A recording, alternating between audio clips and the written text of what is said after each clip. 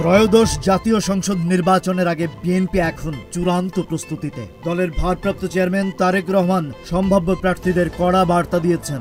গতকাল রোববার 5 বিভাগের নেতাদের সঙ্গে রুদ্ধদ্বার বৈঠকে তার স্পষ্ট নির্দেশ, মনোনয়ন যাকে দেওয়া হবে তার পক্ষেই সবাইকে ঐক্যবদ্ধভাবে কাজ করতে হবে। আজ দ্বিতীয় দিনে ঢাকা, রাজশাহী, খুলনা, বরিশাল ও সিলেট বিভাগের মনোনয়ন প্রত্যাশীদের সঙ্গে ভার্চুয়ালি সাক্ষাৎ করবেন তিনি। মনোনয়ন না পাওয়া প্রার্থীর এলাকায় যেন মিষ্টি বিতরণ বা আনন্দ মিছিল না হয় সে বিষয়েও কঠোর নির্দেশনা দিয়েছেন তারেক রহমান।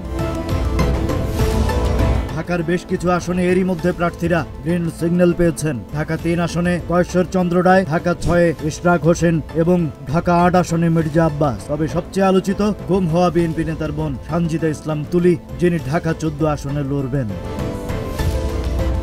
দলীয় সূত্রে জানা গেছে অন্তত 60টি আসনে দল নির্ভার, যেখানে ডক্টর খন্দকার মোশাররফ হোসেন, মির্জা ফখরুল ইসলাম আলমগীরের মতো শীর্ষ নেতাদের প্রাধান্য দেওয়া হয়েছে। ব্যক্তির চেয়ে ধানের শীষকে গুরুত্ব দিয়ে ঐক্যবদ্ধভাবে মাঠে নামার নির্দেশ দিয়েছেন তারেক রহমান।